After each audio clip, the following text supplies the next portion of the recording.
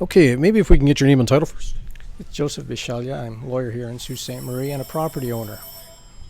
Okay, so Joe, you made a presentation to council Monday night with regards to what you hope to see come out of the downtown, or what that downtown might become. Well, the purpose of my coming here this evening was to point out to council that regardless of how the vote goes, whether to repeal the current bylaw establishing the Downtown Association, whether that's successful or not, there's still work to be done.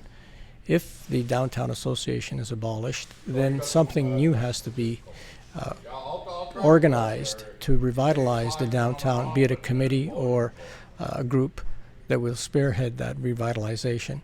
On the other hand, if the repeal vote is lost and the Downtown Association continues, then we'll have to work to restructure it and have it become the voice of the downtown. So this situation with the Downtown Association, is this primarily about money, about levies in particular? What exactly? There's two issues. First of all, the Downtown Association has not seen itself to be the voice of the downtown in terms of redevelopment. And one example of that, its lack of integration with the other developments, the Canal Project, the Bridge Plaza Project, working with the Bush Plain Museums, the merchants in the shopping mall, and the Old Stone House. It deals primarily with the retail sector on Queen Street and is not working to bring tourists or visitors within the downtown area. That's the first issue. The second issue is that the levies that are being paid are based on an old formula, and they're not fair to a number of the property owners. And that's a secondary issue. If you expand the Downtown Association to include other properties, you can reduce the rates and have that spread more nominally across a larger geographic area. And the downtown, from a planning perspective, is from the Bridge Plaza all the way to the former hospital, not just that strip on Queen between Pym and Dennis Street.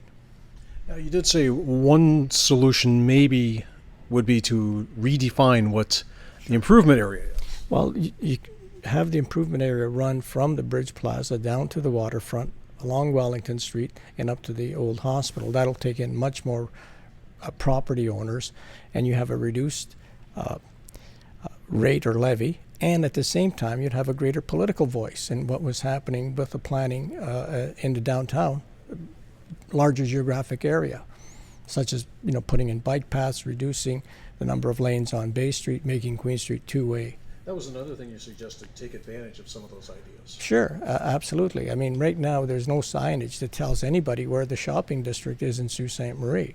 There's no signage of any consequence indicating what our attractions are. There's some very small signs if you come across the bridge, but now with the truck route, you miss it. You miss those signs. One of the keys, another key that you mentioned is increased dialogue. How do you hope to accomplish that with a vote happening later this week, or the final results? Well, the time frames were set by statute based on so many days. You need 60 days after the petition is handed in to have a vote, and the clerk was stuck with that. If in fact repeal is successful, we have 2.5 months to work. We have till actually the end of December to work something out. So regardless of what the vote turns out to, what do you hope to see? I hope to see a commitment, a political commitment by this administration and council for the revitalization of downtown, and looking at means of funding province-wide available to us to achieve that, and work with the St. Mary's Paper development, redevelopment, work with the Bridge Plaza people, and maybe even the Sault Transit, see if we can get them to run a shuttle that will run between all of these properties and bring the tourists from the various hotels into the downtown area. It sounded like a lot of the members of council were on board. Are you confident that they'll get something started, or at least something else? I know that most, if not all of them, ran on a platform of revitalization. I think we'll have to continue to monitor the situation, and hopefully they won't forget about us after the vote. If the vote is to abolish the association, does that change any of your plans? Or no, if that happens, then we'll sit down with the current executive of the association. We'll sit down with city staff and the mayor and other politicians that wish to sit down and see how we replace that with a wider, more representative geographic representation.